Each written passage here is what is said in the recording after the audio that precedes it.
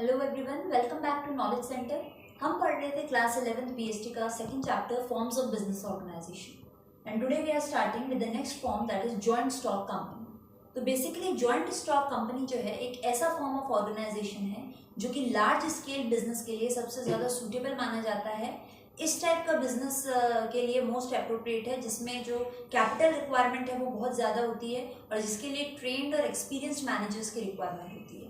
अगर आपका बिजनेस जो है ये सारे रिक्वायरमेंट्स फुलफिल कर रहा है तो आप कह सकते हैं कि joint stock company is the best form for you. Let's start with the features.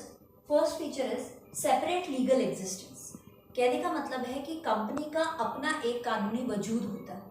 भाई जितने राइट्स एक पर्सन को मिलते हैं उतने ही राइट्स जो है एक कंपनी को भी मिलते हैं। कंपनी को एक पर्सन के रूप में हम कंसिडर करते हैं।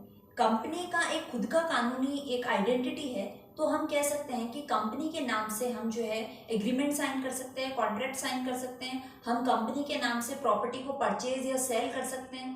ओके, कंपनी के नाम से हम अपना बिजनेस ऑपरेट कर सकते हैं, चला सकते हैं। कंपनी अगर चाहे तो एज एक पर्सन की तरह किसी को स्यू कर सकती है, और अगर कंपनी ने कोई गलती की है तो जैसे एक पर्सन को पनिशमेंट दिया जाता है उसी तरह एक कंपनी को भी पनिश किया जा सकता है। तो कहने का मतलब है कि एक ह्यूमन बीइंग को, एक पर्सन को जो अधिकार होते हैं वो सारे के सारे अधिकार जो है एक कंपनी को भी प्रोवाइड किए जाते हैं। इसलिए कहा गया है कि कंपनी की खुद की एक लीगल आइडेंटिटी, एक लीगल एग्जिस्टेंस, एक कानूनी वजूद होता है। Next is artificial person. अभी हमने बात की ये फर्स्ट टू फंक्शंस जो है they are interlinked with each other. अभी हमने बात की कि कंपनी को हम एक पर्सन के रूप में कंसिडर करते हैं। जो अधिकार एक इंसान को दिए जाते हैं वो सारे अधिकार जो है एक कंपनी को भी मिलते हैं। तो हम कह सकते हैं कि कंपनी को एक आर्टिफिशियल पर्सन माना जाता है। अगर कंपनी कोई मिस्टेक करती है, कोई गलती करती है, तो कोई भी दूसरी कंपनी या कोई भी आदमी, थर्ड पार्टी, कंपनी के ऊपर भी केस कर सकता है। Next is registration. हमने पढ़ा था पार्टनरशिप के अंदर कि उसका रजिस्ट्रेशन कंपलसरी नहीं होता है, फिर भी पार्टनर्स जो है उसके रजिस्ट्रेशन को करवाते हैं, क्योंकि हमने डिस्कस किया था कि कुछ सर्टेन एडवांटेजेस मिलते हैं रजिस्ट्रेशन के।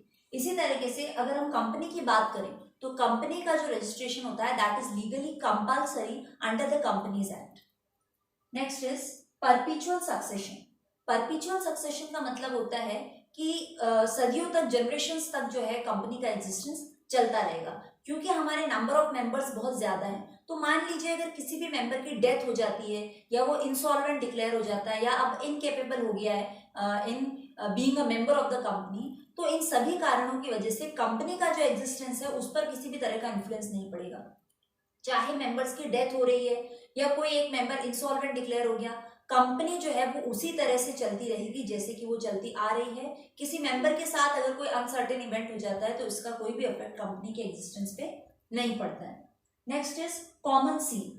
हमने बात की कि कंपनी जो है उसकी एक सेपरेट लीगल आइडेंटिटी है, उसको हम एक आर्टिफिशियल इंसान मान के चलते हैं, उसका रजिस्ट्रेशन भी कराते हैं। तो रजिस्ट्रेशन कराने के बाद भाई हम, एक जो नॉर्मल इंसान होता है वो क्या करता है, सिग्नेचर करता है। सिग्नेचर कर दिया मीन्स अब आप पे आपकी जो है मोहर लग गई है कि हाँ ये चीज की जिम्मेदारी अब आपकी, आप इसे चेक कर चुके हो। अब कंपनी आर्टिफिशियल पर्सन तो है लेकिन कंपनी आगे साइन तो नहीं कर सकती, तो कंपनी के साइन की जगह क्या काम करती है ये कॉमन सील, जिसको कि हम रजिस्ट्रेशन के दौरान रजिस्टर्ड भी कराते हैं। कि कहने का मतलब है कंपनी की मोहर लग गई, यानी कि अब उस कागज के अंदर जो भी टर्म्स एंड कंडीशंस हैं उनकी रिस्पॉन्सिबिलिटी अब कंपनी की है, क्योंकि कंपनी ने सील लगाकर अपनी रजामंदी दे दी है। तो जब हम रजिस्ट्रेशन कराते हैं उस वक्त सील का भी रजिस्ट्रेशन होता है जो कि कंपनी के सिग्नेचर के फॉर्म में काम करती है। Next is transferability of shares. Company में क्योंकि हमारे जो ओनर्स होते हैं वो कौन होते हैं, शेयर होल्डर्स, और वो काफी सारे होते हैं, तो उनकी ओनरशिप जो है, जो उनकी जो ट्रांसफरेबिलिटी ऑफ शेयर्स है वो बहुत आसान होती है। अगर मैं एक शेयर होल्डर हूँ कंपनी में और मेरे पास मान लीजिए 100 शेयर्स हैं और मैं अपने शेयर जो है किसी और को ट्रांसफर करना चाहती हूँ, किसी और को बेचना चाहती हूँ, तो मैं आसानी से जो है अपना शेयर ट्रांसफर कर सकती हूँ। हमने पार्टनरशिप के अंदर पढ़ा था कि अगर मैं ट्रांसफर करना चाहूँ अपना शेयर ऑफ इंटरेस्ट तो वो मैं अपनी मर्जी से नहीं कर सकती, मुझे बाकी सारे पार्टनर्स का कंसेंट लेना पड़ेगा। लेकिन कंपनी के केस में ऐसा कोई रेस्ट्रिक्शन नहीं है। अगर मैं अपने शेयर्स किसी और बंदे को सेल करना चाहती हूँ या ट्रांसफर करना चाहती हूँ तो मैं आसानी से कर सकती हूँ। Next is separation of ownership and control. हमने पढ़ा कि कंपनी के ओनर्स कौन होते हैं, शेयर होल्डर्स, लेकिन कंपनी का जो पूरा कंट्रोल है, सारा मैनेजमेंट है, वो किसके हाथ में होता है, डायरेक्टर्स। अब ये डायरेक्टर्स कौन है, जो ओनर्स हैं, जो शेयर होल्डर्स हैं, उन्होंने कुछ ट्रस्टवर्दी लोगों को इलेक्ट करके डायरेक्टर्स की पोस्ट पे बिठाया है कि भाई इंटरनल जो भी कंट्रोल है, जो भी मैनेजमेंट है, वो सब आप देखोगे। तो कहने का मतलब है कि ओनरशिप यानी मालिकाना हक और इंटरनल कंट्रोल दो अलग अलग लोगों के हाथ में। Next is limited liability. हमने सोल प्रोप्राइटरशिप में पढ़ा था कि अनलिमिटेड लायबिलिटी होती है। हिंदू अनडिवाइडेड फैमिली में हमने पढ़ा था कि कर्ता की लायबिलिटी होती है, वो अनलिमिटेड होती है। लेकिन कंपनी एक ऐसा फॉर्म ऑफ ऑर्गेनाइजेशन है जिसमें सभी मेंबर्स की जो लायबिलिटी है वो लिमिटेड होती है। मान लीजिए अगर कंपनी कभी लॉस में जाती है तो आपको उतना ही अमाउंट के लिए लायबल ठहराया जाएगा जितने के नंबर ऑफ शेयर्स आपके नाम से रजिस्टर्ड है, उससे ज्यादा की लायबिलिटी आपकी बिल्कुल भी नहीं बनेगी। Now let's talk about the merits. सबसे पहला एडवांटेज है लार्ज अमाउंट ऑफ कैपिटल, क्योंकि कंपनी जो है वो बहुत सारे शेयर होल्डर्स, बहुत सारे लोगों के साथ में कंबाइन होकर बनती है। तो कहने का मतलब है कि जो अवेलेबिलिटी ऑफ फंड्स है, जो अवेलेबिलिटी ऑफ कैपिटल है, वो बहुत ज्यादा होता है कंपनी के अंदर। नेक्स्ट है लिमिटेड लायबिलिटी। अभी अपन ने डिस्कस किया कि अगर कंपनी लॉस में जाती है तो आप सिर्फ उतने ही अमाउंट के लिए लायबल हो जितने के नंबर ऑफ शेयर्स आपके नाम से रजिस्टर्ड हैं, उससे ज्यादा का अमाउंट आपसे कोई भी मांग नहीं सकता। Next is continuity. ये वाला जो पॉइंट है ये परपेचुअल सक्सेशन के पॉइंट से रिलेटेड है कि भाई चाहे कोई मेंबर की डेथ हो जाए, कोई इंसॉल्वेंट हो जाए, किसी के साथ कोई भी अनसर्टेन इवेंट हो जाए, कंपनी का जो ट्रांजैक्शंस है, जो ऑपरेशंस है, वो नहीं रुकते हैं, कंपनी चली जाती है। चाहे कितने ही members, any number of members may come, any number of members may go, company doesn't stop working at all. Next is efficient management. हमने बात करी कि कंपनी एक ऐसा फॉर्म ऑफ ऑर्गेनाइजेशन है जिसके पास लार्ज अमाउंट ऑफ फंड्स हैं, तो आसानी से वो जो है मैनेजमेंट एक्सपर्ट्स को या मैनेजमेंट प्रोफेशनल्स को बहुत ज्यादा हाई पे स्केल पे हायर कर सकते हैं, ताकि उनकी स्किल्स, उनकी मैनेजरियल जो स्किल्स हैं, जो उनका मैनेजरियल एक्सपीरियंस है, उसका बेनिफिट कंपनी को मिल सके। Next is growth and expansion. क्योंकि फंड्स हमारे पास बहुत ज्यादा है, मैनेजरियल स्किल्स हमारे पास अच्छी है, जो बोर्ड ऑफ डायरेक्टर्स का जो पैनल है उनका कंट्रोल, उनका मैनेजमेंट बहुत अच्छा है। तो कहने का मतलब है कि ये एक ऐसा फॉर्म ऑफ ऑर्गेनाइजेशन है जिसमें ग्रोथ की अपॉर्चुनिटीज बहुत ज्यादा होती हैं और एक्सपेंशन का स्कोप जो है वो काफी अच्छा होता है।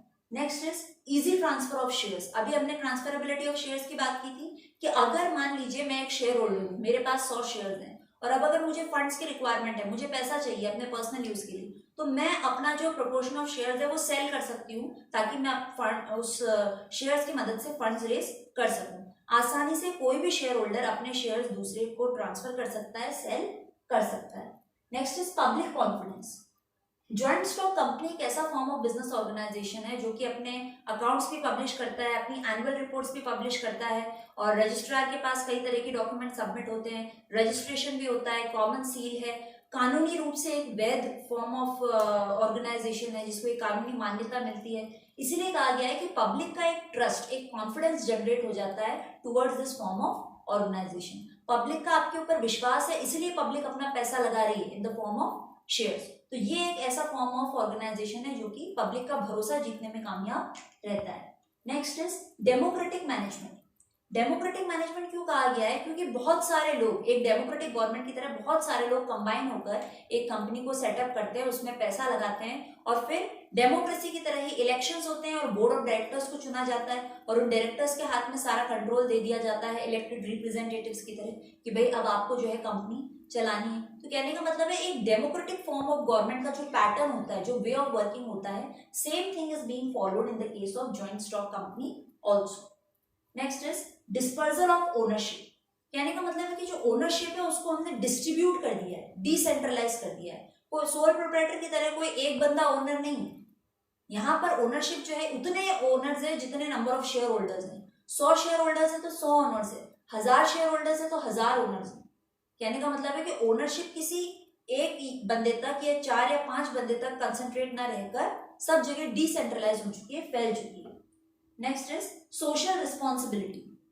सोशल रिस्पॉन्सिबिलिटी से हम कह सकते हैं क्योंकि कंपनी जो है सोसाइटी का हिस्सा है, सोसाइटी के लोगों से ही बनी है, तो सोसाइटी के लोग जो पैसा लगाते हैं वही जो है कंपनी के फंड्स की रिक्वायरमेंट को फुलफिल करते हैं। तो कहने का मतलब है कि सोसाइटी के प्रति भी कंपनी की कोई ना कोई रिस्पॉन्सिबिलिटी, कोई ना कोई जिम्मेदारी बनती है। और उसको कंपनी कैसे फुलफिल करती है? सोसाइटी के वेलफेयर के लिए स्कूल्स बनवा दिए, कॉलेजेस बनवा दिए, पार्क्स बनवा दिए, हॉस्पिटल्स बनवा दिए, ताकि सोसाइटी का वेलफेयर जो है वो हो सके। Now let's talk about the demerits. सबसे पहला जो डिसएडवांटेज है कंपनी का, that is lengthy, expensive and legal procedure. Company का जो फॉर्मेशन है, जो हम अपने आगे आने वाले वीडियोस में पढ़ेंगे, वो एक बहुत ही कॉम्प्लिकेटेड और कॉम्प्लेक्स प्रोसेस है, बहुत लेंदी प्रोसेस है, बहुत टाइम कंज्यूमिंग प्रोसेस है। कई तरह का खर्चा होता है उसमें, कई तरह के डिफरेंट लीगल डॉक्यूमेंट्स बनवाने पड़ते हैं।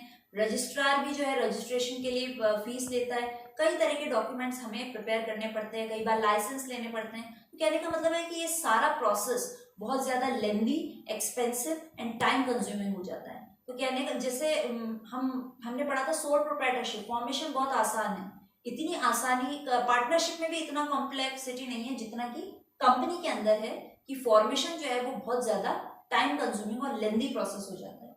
Next is lack of motivation. देखो कंपनी के जो ओनर्स हैं वो तो शेयर होल्डर्स हैं, लेकिन कंपनी का जो इंटरनल मैनेजमेंट जो है वो डायरेक्टर्स देखते हैं, और डायरेक्टर्स के नीचे कौन है? मैनेजर्स। यानी अंदर का सारा काम जो है वो सिस्टमैटिक तरीके से हो रहा है या नहीं हो रहा है, वो मैनेजर्स देखते हैं। और मैनेजर्स का जो रेम्यूनरेशन है, जो सैलरी है, दैट इज फिक्स्ड। अब चाहे कंपनी का प्रॉफिट कितना ही क्यों ना जा रहा हो, उनकी सैलरी फिक्स है। तो कहने का मतलब है कि एफर्ट्स और रिवॉर्ड, इनके बीच में कोई भी डायरेक्ट रिलेशनशिप नहीं है। वो कितनी भी मेहनत कर ले, उनकी सैलरी फिक्स है।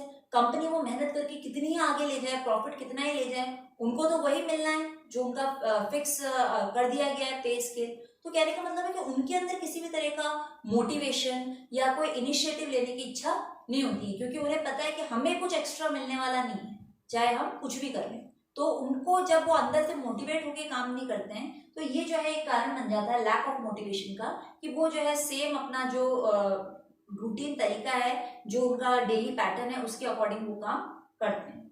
Next is delay in decisions. भाई कंपनी के अंदर मान लीजिए बोर्ड ऑफ डायरेक्टर्स ने कोई मेजर डिसीजन लिया, अब वो नीचे जाके टॉप लेवल पे, देन मिडिल लेवल पे, देन लोअर लेवल पे, डिपार्टमेंटल वाइज सभी मैनेजर्स के पास, सभी तक वो इंपॉर्टेंट डिसीजन हमें पहुंचाना पड़ेगा। तो एक डिसीजन को हायरार्कियल ऑर्डर में सब लोगों तक पहुंचाने में अगेन एक टाइम कंज्यूमिंग प्रोसेस हो जाएगा। तो जब मेन एक्शन लेने का टाइम आएगा, वो हम तब तक नहीं ले पाएंगे जब तक वो डिसीजन सब जगह स्प्रेड नहीं हो गया। तो कहने का मतलब है कि डिले हो जाता है हमारे काम में। जहां पर भी हमें इमीडिएट एक्शन लेना है, वहां पर जो है सब लोगों में इंफॉर्मेशन कम्युनिकेट करने के चक्कर में बहुत ज्यादा डिले हो जाता है। इसलिए कहा गया है कि ये जो फॉर्म है इसके अंदर, this is also one of the disadvantage. Next is excessive government control. हमने पढ़ा भाई गवर्नमेंट ने बोला है रजिस्ट्रेशन भी कराओ, आप अपने अकाउंट्स भी जो है पब्लिश करो, एनुअल रिपोर्ट्स जो है आप पब्लिश करो, फिर रजिस्ट्रार के पास कई तरह के डॉक्यूमेंट सबमिट करो। तो कहने का मतलब है कि गवर्नमेंट कई तरीके से इंटरफियर कर रही है, कई तरीके से गवर्नमेंट जो है आपके डेली ऑपरेशंस में घुसकर आपको डिस्टर्ब करती है, कई तरह के restrictions, legal terms and conditions आप पर लगा दिए जाते हैं, और वो सब कुछ आपको फुलफिल करने पड़ेंगे। अगर कंपनी गवर्नमेंट का कोई भी रूल तोड़ती है, कोई भी रेगुलेशन फॉलो नहीं करती है, तो क्या होगा? आपका रजिस्ट्रेशन कैंसिल कर दिया जाएगा और आपको कंपनी वाइंड अप करने पड़ेगी।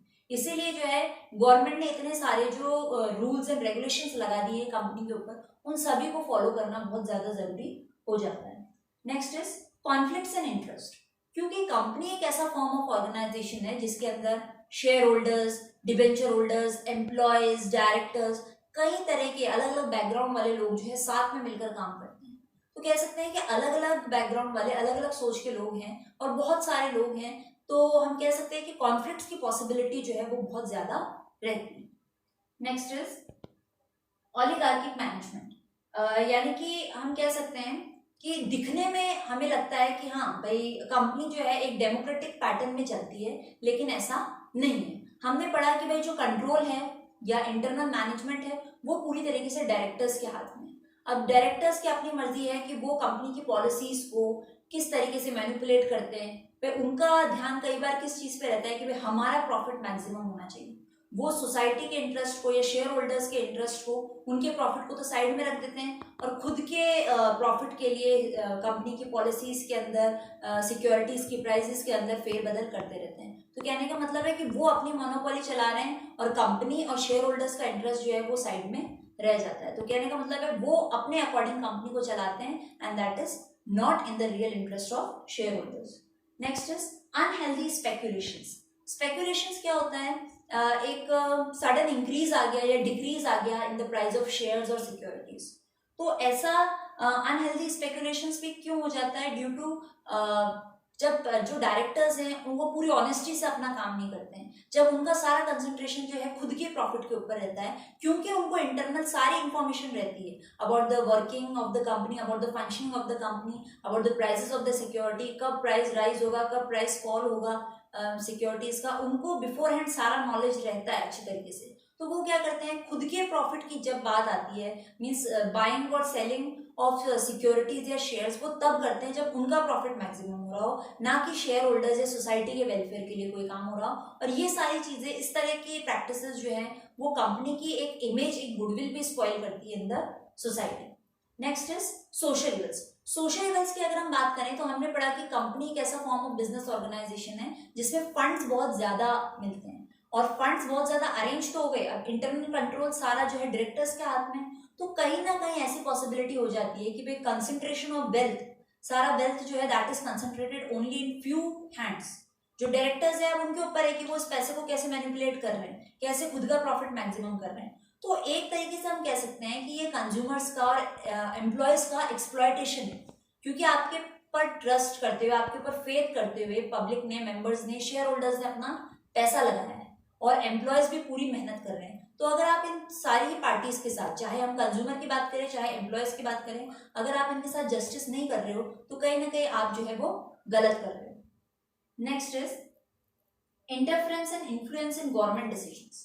भाई कंपनी के जो डायरेक्टर्स होते हैं, जो टॉप मैनेजमेंट पर्सनल्स होते हैं, वो बहुत पावरफुल होते हैं, क्योंकि ये एक ऐसा फॉर्म ऑफ बिजनेस ऑर्गेनाइजेशन है जो इतना केपेबल है कि बहुत ज्यादा बल्क अमाउंट में फंड्स अरेंज करने की कैपेसिटी रखता है। तो अब ये जो डायरेक्टर्स हैं, टॉप मैनेजमेंट वाले हैं, ये क्या करते हैं, इजीली गवर्नमेंट के डिसीजंस को भी इन्फ्लुएंस कर जाते हैं। ये क्या करते हैं, जब इलेक्शंस का टाइम हुआ तब बहुत बड़ा डोनेशन दे दिया, या फिर जो गवर्नमेंट ऑफिशियल्स हैं उनको ब्राइब दे दी, रिश्वत खिला दी कि भाई आप अपनी पॉलिसी जो है वो इस अकॉर्डिंग बनाइए कि हमारी कंपनी का नुकसान ना हो, या आप जो भी कोटेशन रिलीज कर रहे हो, या आपको कोई भी रेट वगैरह बढ़ा रहे हो, घटा रहे हो, है ना, कुछ भी अगर आप कर रहे हो तो वो इस अकॉर्डिंग करो कि हमारी कंपनी का नुकसान नहीं होना चाहिए। और अपने काम के लिए उन्हें कन्विंस करने के लिए किसी भी तरह का अनफेयर तरीका भी वो अपनाने से नहीं चूकते हैं। तो कहने का मतलब है कि जो डायरेक्टर्स हैं उनके पास इतना पावर रहता है कि वो डिसऑनेस्ट होकर गवर्नमेंट के डिसीजंस को भी कई बार उनमें इंटरफेयर कर जाते हैं, उनको इन्फ्लुएंस कर जाते हैं। So this was all about what is joint stock company, what are the features of joint stock company, merits and demerits. तो अब हम कह सकते हैं कि joint stock company एक ऐसा form of business organization है, joint stock company is such a form of business organization which is having a separate legal entity, is considered to be an artificial person, is having a perpetual succession and a common seat. तो कहने का मतलब है इसकी जो features हैं उसी में से इसकी डेफिनेशन जो है वो डिराइव हो जाती है।